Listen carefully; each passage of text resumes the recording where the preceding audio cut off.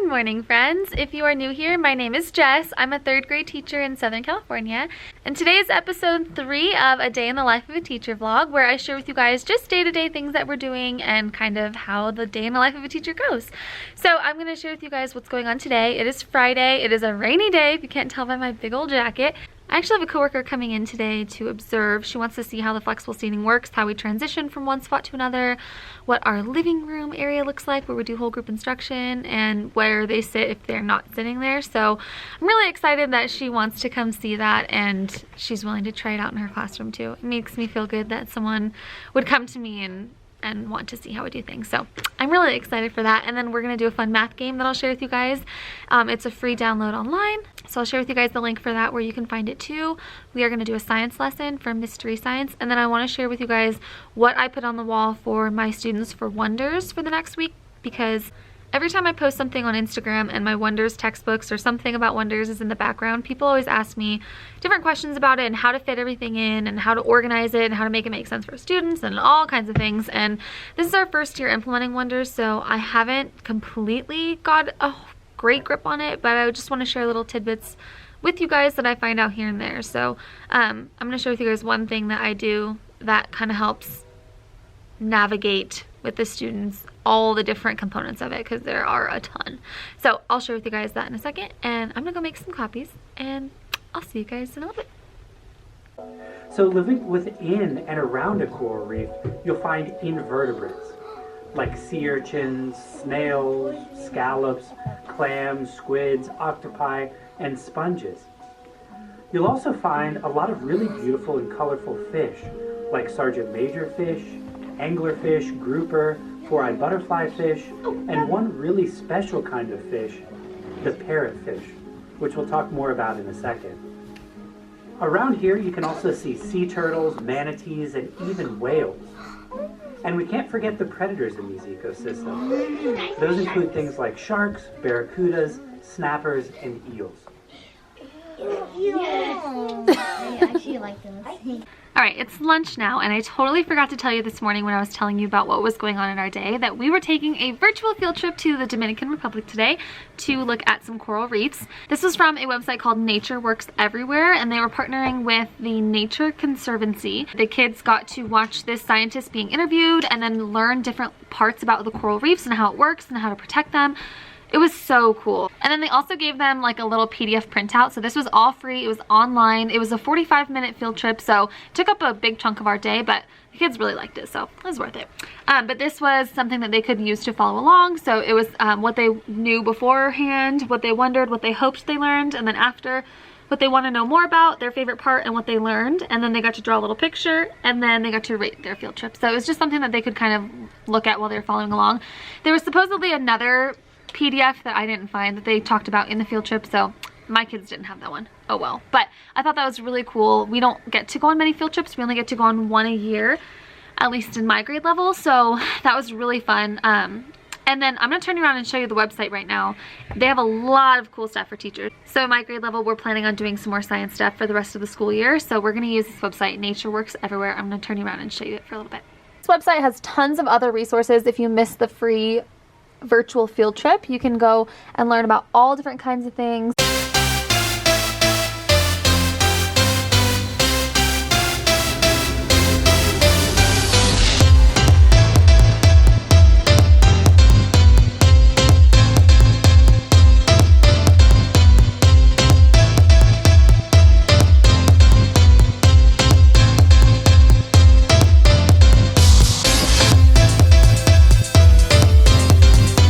Beautiful flowers a student brought from her garden for me. They smell so good. I wish you guys could smell them right now. Alright, I wanted to share with you guys that math game I was talking about. These came from Embark Online, which goes perfectly with Engage New York and Eureka Math if you use those. But even if you don't, you can still use them and find the standards that go along with whatever game you want to play and just print those out. So it's a free resource. I'll link it down below. This one's called Spin and Review. It is supposed to be an end of the year spiral review, and I'm super excited because my kids really need that. All you need is this front page, which is just a spinner. You can use any spinner online though if you wanted more numbers or less numbers or whatever. And then these card sheets, which just have an assortment of different questions that cover all the different standards that third graders should know at the end of the year. You're also going to need some kind of counters. I got these little Target Dollar Spot erasers. I think they're so cute, and I just keep them in these little jars from Walmart, and I'm going to give each team one of these. I haven't prepped these yet, so you will have to cut out everything for your students. I'm going to cut out the circle and I'm going to cut out the cards. I'm hoping to laminate these. That's kind of a big summer project I'm working on, is making games and task cards and all that stuff so I can just grab them and go. But I don't have that ready yet, so I'm just going to quickly cut these out for the students and then cut out the spinner. And the way this turns into a spinner is I'm going to put a paper clip in the middle and they'll just flick it to land on a number. How this is going to work is they're going to be in partners of 2. All of the cards will be cut out and they'll be face down, and they'll pick one card, and whoever pulls the card will read it out loud, and the other person will have to answer the question. So like this one, Ellen has 5 groups of bracelets. There are 6 bracelets in each group. What equation expresses this? So they'll read everything except for the answer, obviously. And the other player will have to answer that question. If they answer it correctly, they will pull up the spinner, put the paper clip in, flick it, and then whichever number it lands on, they will take that number of counters. The person that gets the most number of counters, or whenever the counters are up, whoever has the most wins the game. And that is it. I just thought this would be a really fun, easy way to do some spiral review, and then you can also add in your own questions if you want. It'd be really easy to make some new questions or just copy and paste them from offline. But this is a way to spice up that end of the year review and make it a little bit more engaging for the kids, but also give them that practice before they go into the next grade level.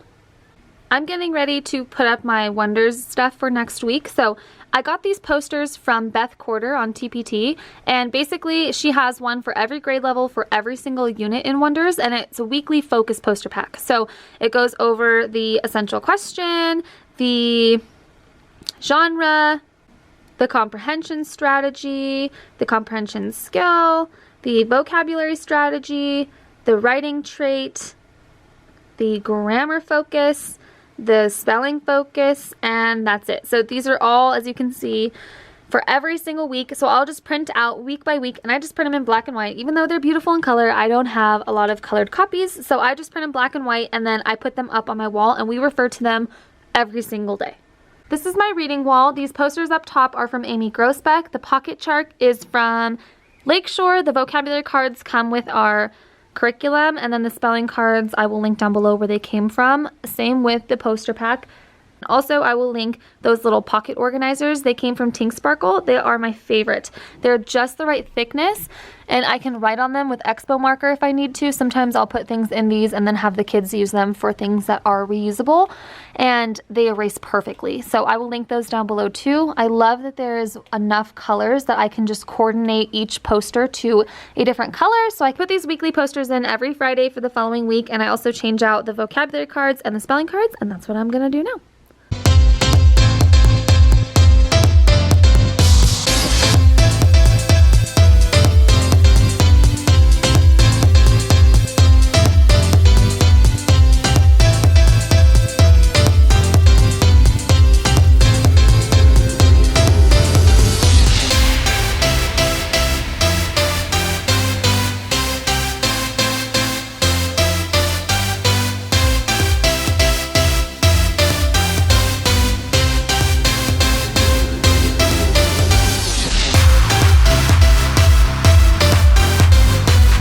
I really like about these posters is that in the bottom right hand corner it tells you exactly what piece it is and for what unit and what week. So it's really easy to keep them organized, and if you have a wall like this where you're trying to print out the papers and put them on, it's really easy if you forget which one is which, so you don't have to keep going back to your TE. So I really like this. I just hang up these little pouches with a little push pin, and then I can easily change them out week to week, and super simple. I really like using these. As I'm sure you guys know, there's so much in Wonders and it's just overwhelming, and I feel like this helps keep me organized. So I have it on the wall, the kids have it on the wall, we can all reference it. Yes, we do have our learning target and our success criteria, but it's just nice to be able to see it in just a really quick, easy way. So like our central question is always up. That's not a learning target, so that is something that we can always refer to about why we're talking about something, what we're supposed to be discussing about a story, and so forth. And this is what the other pages look like. This is the comprehension skill for next week, so I can easily just glance over the wall to remind myself, and the students can do the same, of what skill we are working on for that particular story, that particular week. And it's so helpful because there's so many different components in Wonders that I feel like this just helps keep us all on track. I feel like that helps. I will link these down below if you want to grab them from TBT. I have them for every single unit. I would highly recommend doing these. I would highly recommend getting some of these little pocket charts. Again, I will link the ones down below from Tink Sparkle, and you can try them out for yourself too. We also did a science lesson today from Mystery Science, and it was all about what makes flowers bloom, and at the end we got to make these cute little cards for our mom. And then the reason that this card has the flower folded like this is because we were learning about how water makes flowers grow and different plants grow, and so if they put this in water, the paper will actually bloom like a flower. It's really cool. I'll show you guys a little video that's on Mystery Science. I absolutely love Mystery Science because it's so easy. They tell you exactly what you need. All of it's pretty much printable. The only thing they needed for this other than that was a piece of tape, scissors, and crayons. So stuff that we already have. I don't have to go out and buy a bunch of like science materials. So I'm gonna show you guys that little blooming part right now. Check this out. When you place them in water, they bloom. I'll show you how to make one step by step.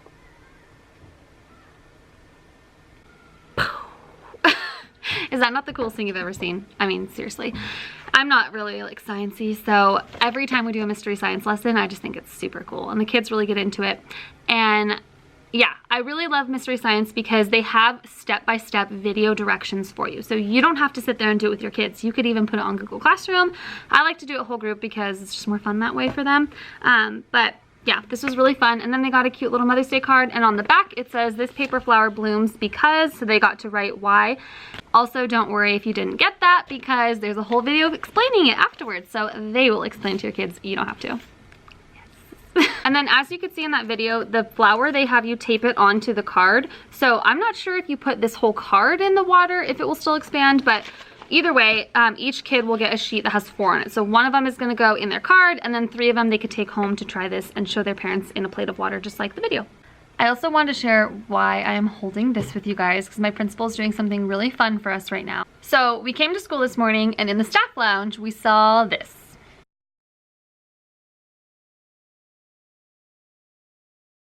Everyone got to pick a duck, and then on the bottom there's numbers on it, so my number is 5, and I just randomly picked it up because I thought it was cute. And 5 was always my sister's lucky number, and I always wanted it to be mine, so this is my lucky duck now. And then today at the end of the day, my assistant principal called over the intercom 2 numbers, and those people got to go up to the office and pick out a prize. I have no idea what the prizes are, probably like a snack or maybe like a gift card or something, but everyone's really excited and thought that this was cute and a good idea. And it's just cool, like at the end of the year when we're all tired, our principal's doing something fun for us to try to make it easier to make it to the end. So thank you, Callie, for doing this for us. It's super cute.